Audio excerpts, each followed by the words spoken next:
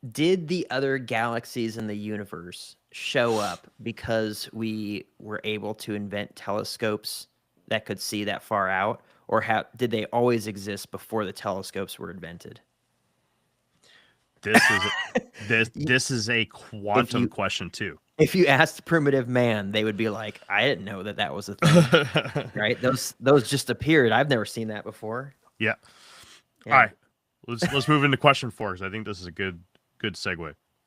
Does this show the observer effect in action, or simply that the phenomenon becomes globally visible at these key historical moments? Now, I put a little sidebar here to help explain what the observer effect is.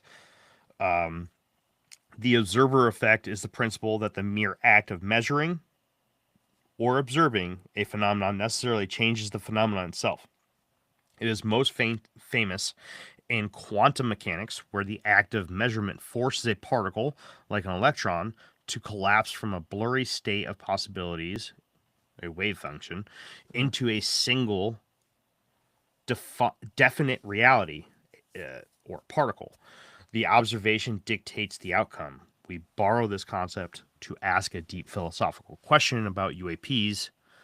Does the UAP phenomenon react to being observed? I would say yes, because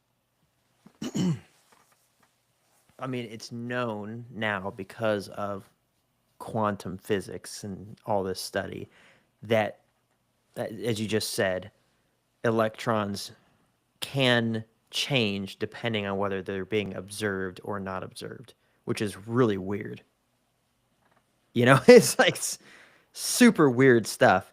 Does that mean they're sentient? I don't, you know, but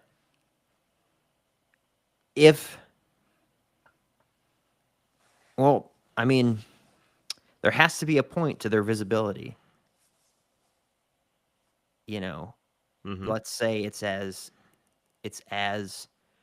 um, vanilla as letting us know that there's something else out there, and it's as horrible as at any point the thought that could drive you insane. They could just come down here and start wiping us off the face of the earth, like War of the Worlds in their tripods, right? So it's like from one side to the other side, but they're allowing themselves to be observed for some reason. Let's say if it's not, I'm framing this as a way as if it's not like a military vehicle, right? But Mm-hmm. even then, why would a black budget program, or why would Northrop Grumman allow their top secret vehicle to be witnessed by people and documented and stuff? Really doesn't make a whole heck of a lot of sense, um, unless there is some reasoning behind that observation in whichever way you go with it. And what's the reason? I don't know. The questions, the questions, the It's questions. a good question, It is a good question. but the answer to that is much more complex because it requires the knowledge of why. Mm-hmm. And as far as I know, I'm sure there's very few people on the face of the earth that could tell you the why to that question. See, I feel like the conversation that we're having now makes the first section, the first topic that we talked about, more important. I feel Nope. like I do. I do. I Nope. do because I definitely do believe that there is stuff known, there's information, critical information known about this phenomenon, because I agree with you. I don't think that everything we're seeing is from the same source. I don't think we're seeing the same thing over and over and over again. I believe that there are multiple, and not just 2 or 3 sources for this. And I also believe that a lot of them aren't even intertangled with each other. I Mm-hmm. believe that, they may be aware of the other's, you know, existence, but I think there's so much shit going on that we don't understand in our skies. But I do believe that the government or the U.S. military does have more of a grasp on this than we do as civilians. Sure, of course. And I think that it is important for congressional oversight to be applied to these anomalous programs from the DoD. I want to see this. I want this, but you and I both know very well, being military or ex-military, that they are very good at finding loopholes and adjusting how they attack certain situations. So Mm-hmm. making it so that it's legally required to brief Congress on everything UAP doesn't necessarily mean that's going to happen. So Think of it this way. I want to give someone an example, and I can say this because I'm not active duty anymore. Okay, so everyone knows that when oil or gas or some sort of hazmat is spilled into the ocean, it's a huge problem, right? The U.S. Navy, we can't throw, say, like plastic bottles over the side of the ship. They have to get taken to shore, and they get or on the boat, and they get compacted into these big flat discs, and they get stacked up. And when we go to shore, they take them and they throw them, into a recycling center, right? Um, Aluminum cans can get thrown overboard because the salinity of the water will break them down relatively quickly. Food waste can get thrown over. No oil or hydraulic fluid or petroleum products of any kind can be dumped into the ocean. However, if a plane takes off at max capacity and has to land back on the carrier, Yep. they are allowed to dump as much fuel as they can or as they need to into the water. And that might mean a fully loaded Hawkeye with, say, like 20,000 That's pounds of fuel on it, taking off, doing a circle and a pattern around the ship once, dumping 75% of its fuel into the water, and then landing back on the boat, getting Yep. refueled, and doing it again and again and again every Yep. single day, day in, day out, for 9 months straight while that Yep. boat's out. Yep. That's a loophole. The legal loophole. No, we're not needlessly dumping petroleum into the ocean. However, we don't want our plane to crash into the deck and kill everybody on board, so we're going to do it anyway. And for those of you that think that this may be a joke, the literal system is called fuel dump. Google it. So I'm just saying, like, if like I'll put this in this is me putting that thought in a much simpler perspective, but it happens every single day. I guarantee you it happens every single day. Mm-hmm. Now, the legal loophole might be, oh, it's international waters. Yep. Or it's not Contractors. Or it's, well, we're not, it's not like the BP oil spill or whatever it is. But there still is there has to be some impact on the environment. And yet they're going to continue to do it. Yeah. They'll have one civilian on the boat that throws garbage overboard. And it's like, well, we didn't do it. As the U.S. Navy, it was the cook. I'm just saying, like, so it was Dave. if they were to be legally held on trial, or whoever, say, like, who's our current SecDef? Hegseth. There you go. If he was held on trial about the U.S. Navy's, like, I don't know, environmental protection in disposing of hazardous materials, technically speaking, yes, we have used oil drums. We have all these sorts of things that get changed out every single time we go into port. Then you get changed out, right? And the oil gets disposed of the way it's supposed to be and broken down and recycled and blah, blah, all this sort of stuff. We're not throwing plastic overboard.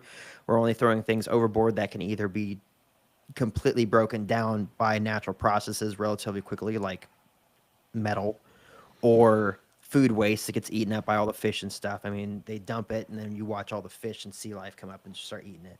And that happens with our sewage too. So keep that in mind next time you're offshore fishing. Yum. Oh, it's like feeding fish in a fish tank. They just come swarming into the cloud. It's disgusting. Yes. And I'm sure that they would never bring that up. No. They would never bring up that, you know, my own wife saying, yeah, I literally watched them max out a plane. It took off and they were like, oh, never mind. We don't need that plane to be up right now. And it dumped nearly all but 10% of its fuel just so it could land and take off and land again if it needed to. So Like Mr. Wire. Fun fact, the E2 needs a certain amount of weight in order to take off, but it dumps a ton of weight as soon as it's over the ocean so that it has max efficiency. So the heavier it is due to all the fuel, the more fuel it uses because it's got to push harder. So Right. they dump a ton of the fuel, and actually keeping less fuel in the tank makes it last longer. It's strange, but that's what they do. They fill it up so that they can be at the weight they need in order for the flaps at 20 to be able to get that thing off the ground, right? Bernoulli's principle at its best. And then when they're in the air, in order to fly most efficiently, they dump a ton of it. And I know it sounds stupid, but it's actually, it works. So take that principle and then bring it into something way more heavy of a topic, like defense against anything that could come from off planet to attack the United States or the world, right? And then try to find all the loopholes that the US military, US government, the feds would be able to jump through to keep from revealing its secrets to the general populace, who there's no way that would not become, there's no conceivable way that a release of that information could possibly remain a secret. Yeah. It's not like everyone in the United States can be like, okay, shh, we're not gonna tell our enemies. It's just like, it's never gonna happen. The full disclosure, they might give us. I mean, I could see them giving us everything with the exception of like the propulsion system or the weapon systems. I can't see them giving a lot of things. They could be like, oh, it's made out of a nanocarbon titanium bond thing. We're gonna get something even like, we're gonna get some. It's made out of metal. Answer. They're gonna be like, you know, the skin on an acorn. That's it. That's it. Yep. And hey, I mean, for most of the people asking, they'll be like, well, thanks for letting us know. Appreciate it. It's like, Then all the podcasts are gonna be like, did you hear UFOs are made out of acorns? Yeah. Did you hear? Yeah, it turns out that John Carver didn't say that peanuts could only be made into particle board. They could also be turned into spaceship hulls. Multi-domain vehicles. Yeah. Yes. All right. Section 3. You ready? Yeah. This one's a little bit lighter. Finally, let's take a look at what is happening in the sky right now. Today, Sunday, December 14th. We are in the midst of the spectacular Geminid meteor shower, which peaked overnight, delivering up to 150 meteors per hour. Thousands of people have been actively scanning the sky. This naturally leads us to a surge in sightings. However, recent reports across the Fortean community are describing classic glowing orbs that defy the predictable physics of a meteor which streaks and vanishes. Witnesses describe objects that, 1, sustain a fixed position in the sky for minutes, often near constellations like Orion. 2, exhibit non-linear movements, erratic jolts, stops, or changes in brightness that rule out aircraft or lanterns. The orb is the simplest yet most stubbornly unexplained Fortean phenomena. Are these reports simply misidentified meteors, or are truly anomalous objects taking advantage of the high number of sky watchers during this celestial event? The continued flow of these simple high strangeness reports provides a crucial counterpoint to the high-tech classified UAP data coming from Washington. The contrast between the predictable physics of the Geminids and the erratic non-celestial orb reports provides the perfect amount for us to ask. Are these misidentified space debris, or is this the pure, stubborn, high strangeness phenomenon that official government reports struggle to categorize? So, just like I did with the other ones, I have a little bit of show and tell to show you guys. This is actually really interesting. This is if you've never looked at the NUFORC website, NUFORC, NUFORC, and you are interested in UFO sightings, you should be looking at this kind of stuff. So, this, Jacob, is NUFORC. Say hello, NUFORC. Hello, I thought NUFORC. that was a new pronunciation for Norfolk. Well, so I have it currently on the latest investigations page.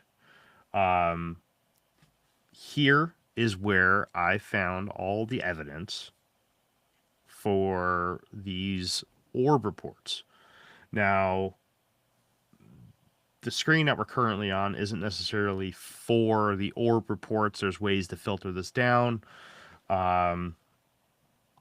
So like if you go into the data bank here, data bank tab at the top of the screen, you come down here and you go to tier 1 reports.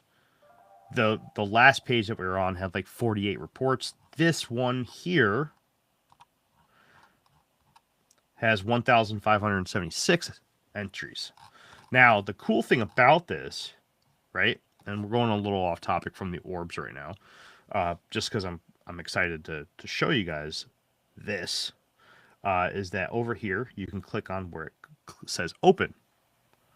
So this one happened on December 1st, Jamestown, New York, and 2 pilots observed 3 aircraft. You can click on this and it'll give you as much information, right? So we had 2 military pilots airborne over southern Ontario, and it'll give you a description of their sighting. Now, there are a lot of these in here, which come with pictures or hand-drawn, descriptions of what they saw. Like look at that. You need to check out the Enigma app. Oh, I have. Okay. Yeah. This is one of those triangles. In fact, when you if you go back and listen to the episode that we talked about lights on UFOs, this is a perfect example of exactly what I was talking about. Perfectly well spaced out lights.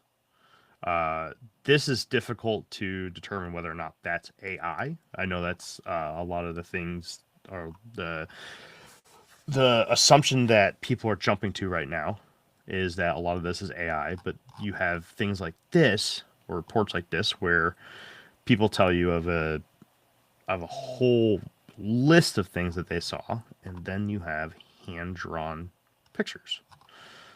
Jake, I want to show you that you can filter this down by state. If you go reverse and you go to Wisconsin, guess where there was a sighting. Look at this. Walking home, 11:30 to 12. Sat on bench halfway home and noticed triangle of lights in the sky. Could see the outline of the object. I And can't see that because it's kind of blurry, but I'm going to assume it says Menominee. it does. Oh. It does. Yep. Menominee, Wisconsin. Yep. This was in occurred April 24. A little over a year and a half ago. So this is one source that I used for confirming that there were reports coming out of orbs during this meteor shower. What's the site name? Sorry. This is NUFORC, NUFORC.org.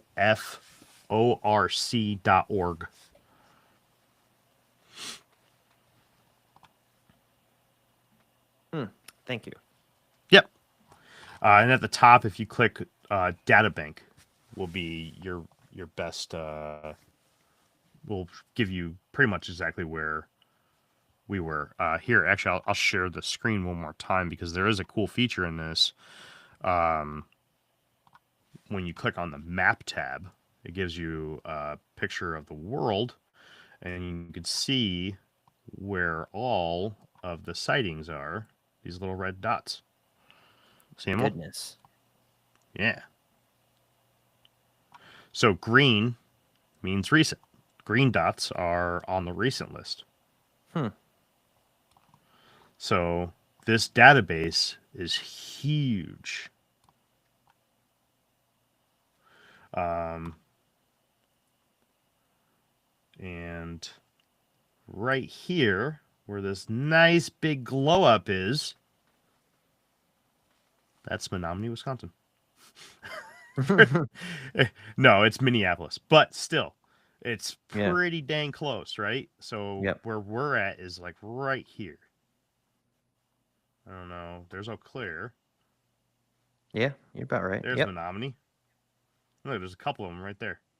In fact, that red dot might actually be Elmwood. No, Ellsworth is down here. Where's Plum City? Now we're just playing. Oh, Elmwood's right here.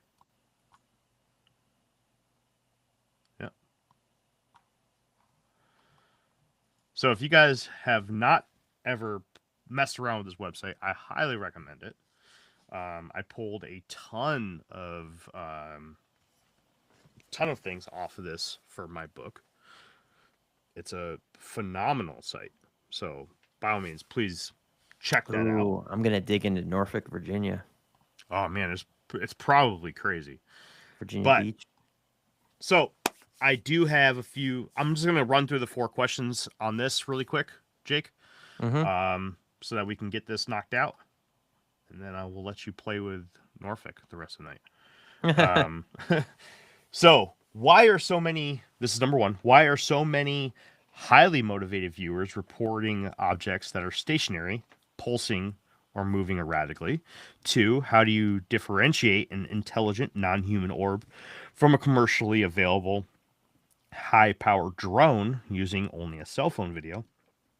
3, are witnesses naturally looking at the most prominent constellations, or is the phenomenon positioning itself against a clear celestial backdrop to be observed? 4, does the truth of the phenomenon lie in the official declassified reports or in the fresh, spontaneous reports submitted tonight to databases such as NUFORC? So basically a rundown on those questions is pretty much the same theme we've been following all night. Is it that these orbs, one, are they even orbs? Are people reporting the right thing? Now, I have seen some videos and some pictures on NUFORC that do seem like they're not meteors. Okay, there's some really good footage on there. There's videos and everything on that website. But a lot of them are probably most likely just misidentification a really good portion of them are misidentification. But the ones that people are seeing, they're reporting to be next to constellations. Now, if you've ever gone out and looked at a meteor shower, it's not the most exciting thing, right?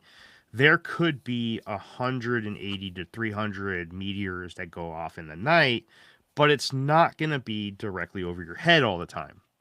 And if they're not at the right angle, a lot of times you'll never see it if they're not low enough in the atmosphere to cause that burn up to create the famous tail. You're not going to see it. So a lot of times you're stuck doing constellation watches, which means that you're sitting out there and you're looking at Orion's Belt and Ursa Minor, Ursa Major, blah, blah, blah, blah, blah, blah, blah, right? You're trying to make fun out of the time that you're spending out there. So I think it's more or less that people are seeing objects because they're looking at constellations, and they just happen to be next to the constellation because that's where they're looking. This was more or less my own argument for this point, because I am seeing a lot of videos pop up on X, TikTok, Instagram, Facebook, everywhere, of people reporting UFOs during this meteor shower. But to the untrained eye, it could very well look like an orb. But realistically, there's only been a handful of them that I've seen that really do look like something. A lot of people, when these meteor showers go by, you can tell how many people have never seen a satellite move in the sky. Right. I mean, they're up there, man, and they move. And it's weird when you first see one, you're gonna look at it and be like, "What the fuck is that?" First time I saw Starlink, it blew my mind. I had no idea what I was looking at. And we still get reports of Starlink every day. Yeah. I get emailed pictures of Starlink. And people are saying, "Dude, you got to see this. Look at this. Look what just showed up in the horizon in Kansas." And it's like, yeah, man. I stopped responding to them because I just feel bad for people. But people are like, "Yeah, my kids saw it. I saw it. My wife saw it. My father saw it. He said he's never seen anything in his life like that before." Well, yeah, probably not. Because Starlink didn't exist. It's pretty new, yeah. So, it's an exciting time, right? A lot of people, when you see the meteor shower show up in media, news channels, and people get excited, they want to go out and see it. The reason why you're looking up there and you're seeing things that you don't recognize is because you're going outside and looking up. And a lot of people don't do that. So there are some strange things in the sky, but not everything that moves is a UFO, is basically what I'm trying to say. Yeah, that's fair. So, yeah. Jake, did you want to go over this screen share that you have, or did you just forget it was there? This isn't mine. This is yours. Is it mine? Yeah. Oh. Silly boy. Oops. Dumbass. What an idiot. Yeah. Idiot. All right. Well, that has been another episode. Wait, Jake, do you have anything? No. Cool. All right. Well, that's been another episode of the Infinite Rabbit Hole podcast. I hope you guys enjoyed the new format. This is just a way for me to share what my interest is for the week on weeks that we don't have a guest. That way you're just not hearing us come into the conversation being like, "I don't know what to talk about," and then we just eventually start talking about something 45 minutes into the episode, which is a common complaint, and I get it. I understand you're coming here to listen to things, and then we're for the first 45 minutes we're just like, "I don't know what to talk about," and then eventually somebody talks about something, and then that sparks the conversation. So this is a way for me to fix that. I hope you enjoyed it. I hope we'll see you next week. Until next time, travelers, we'll see you right here in the next fork in the path of the infinite rabbit hole. Bye, everybody.